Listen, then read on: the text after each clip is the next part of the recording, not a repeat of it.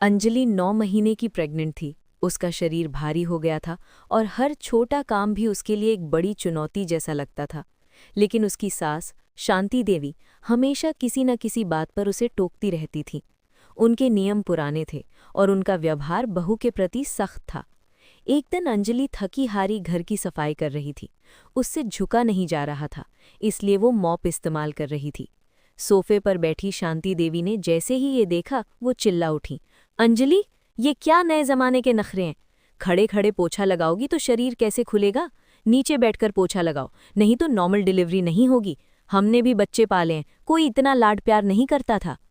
अंजलि की आंखों में आंसू आ गए, पर उसने पलटकर जवाब नहीं दिया।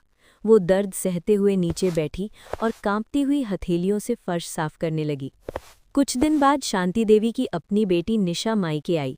निशा 6 महीने की प्रेग्नेंट थी। उसके आते ही शांति देवी का रूप ही बदल गया। वो हर वक्त अपनी बेटी के पीछे घूमती रहती और कहती, निशा बेटा, तू क्यों उठी? पानी चाहिए? अंजलि, जरा निशा के लिए नारियल पानी लाओ, बेचारी थक गई होगी। निशा, तू बिल्कुल काम मत कर, अभी तेरा ध्यान रखना सबसे ज़रूरी है, कहीं जोर न पड़ जाए। अंजलि किचन में खड़ी निशा के लिए जूस बना रही थी और साथ ही रात के खाने की तैयारी कर रही थी। अंजलि का पति राहुल, जो ऑफिस से जल्दी आ गया था, किचन के बाहर खड़ा ये सब देख रहा था। उसने देखा कि किचन में अंजलि को पसीना आ रहा है और वो बार बार अपनी कमर पकड़कर खड़ी हो रही है, जबकि उसकी माँ अपनी बेटी के पैर दबा रही है। राहुल सीधा शांति देवी के पास गया और उसका गला भराया। उसने कहा, माँ, ये किस तरह का व्यवहार है? बेटी और बहू को अलग अलग नज़र से कोई कैसे देख सकता है?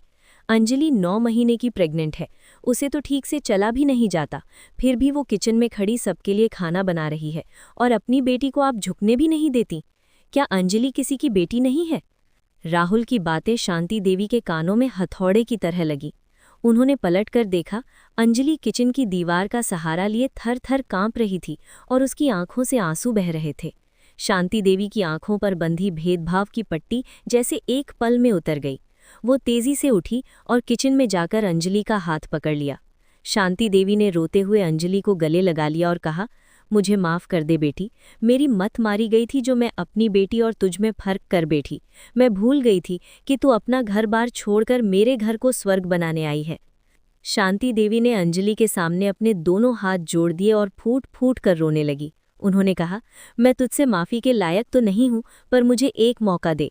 आज से तू मेरी बहू नहीं, मेरी बड़ी बेटी है। अंजलि, जो इतने महीनों से ये सब चुपचाप सह रही थी, अपनी सास के सीने से लगकर रोने लगी। दोनों को इस तरह रोता देख निशा और राहुल की आंखें भी नम हो गई। शांति देवी ने अंजलि को सहारा देकर सोफा पर बैठाया और खुद उसके लिए पानी लेकर आई। उस दिन उस घर में एक बहू का नया जन्म हुआ और भेदभाव हमेशा के लिए खत्म हो गया। निष्कर्ष, कंक्लूजन, इस कहानी से हमें ये सीख मिलती है कि घर में बेटी और बहू के लिए अलग अलग रूल्स नहीं होने चाहिए। एक बहू भी किसी की बेटी होती है और प्रेगनेंसी जैसे नाजुक समय में उसे उतनी ही ममता और आराम की ज़रूरत होती है जितनी एक बेटी को। जब एक सास अपनी बहू को बेटी का दर्जा देती है और पति अपनी पत्नी के अधिकारों के लिए खड़ा होता है, तभी एक परिवार सच में पूरा होता है।